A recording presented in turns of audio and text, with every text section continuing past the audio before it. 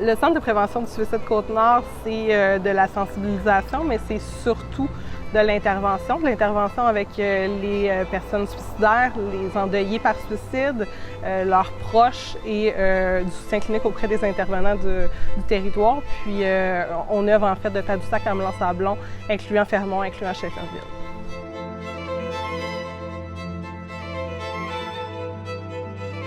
Le service d'intervention téléphonique est disponible pour tous les gens de la Côte-Nord. C'est un défi, notre territoire est grand, mais c'est une obligation d'établir des partenariats efficaces partout.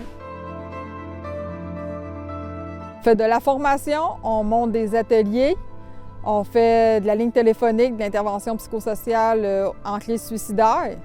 Puis on peut également rediriger ou référer vers d'autres services pour le bien-être de la personne, puis qu'elle ait le plus d'outils et le plus de services à sa disposition.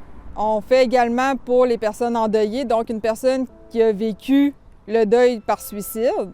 Si c'est un témoin puis qu'elle a des flashs, qu'elle vit mal, qu'elle dort mal, on est vraiment à service 24/7, autant pour les endeuillés que pour les suicidaires, que pour les proches, parce qu'on fait également un suivi auprès des proches.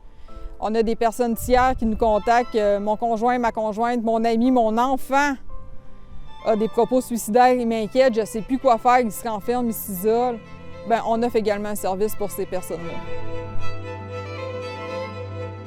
Cette année, je vous dirais que c'est une nouvelle année pour nous. Donc, on a procédé au déménagement du Centre de prévention suicide pour avoir pignon sur rue, pour rencontrer le monde directement, puis lui donner aussi l'opportunité de, quand ça ne va pas bien, de venir cogner à la porte. On va procéder à un agrandissement et l'aménagement du sol pour avoir un lit de crise maintenant, pour accueillir les gens en courte durée. On veut, avec le lit de crise, que la personne retrouve le plus rapidement possible un retour à la normale dans son quotidien.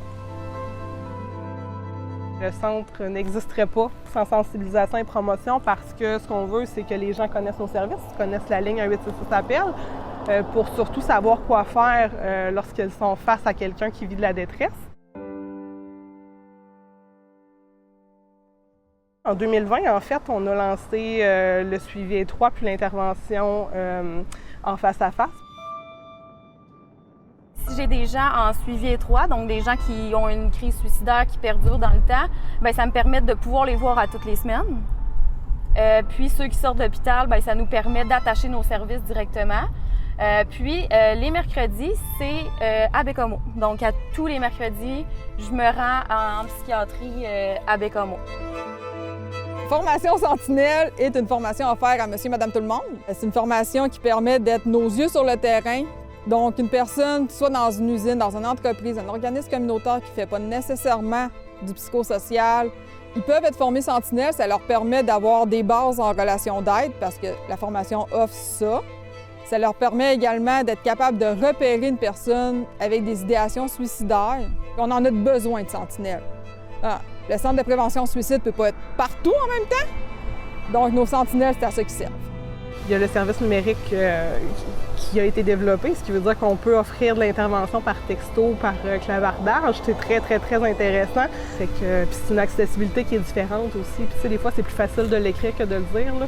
On a pu étendre notre champ d'action à ce niveau-là. Le travail du Centre de prévention suicide en général, c'est vraiment de travailler pour la vie, d'être là pour la population, d'avoir des gens que tout le monde, dans le fond, sur la Côte-Nord, sache quoi faire quand on est face à une situation où une personne est en détresse. C'est un peu bizarre à dire, là, mais j'aimerais ça que l'organisme soit pleinement développé, qu'on soit capable de dire, bien, on a pignon sur rue, on est reconnu, puis que la Côte-Nord n'est plus dans le top 5 des régions les plus touchées par le suicide.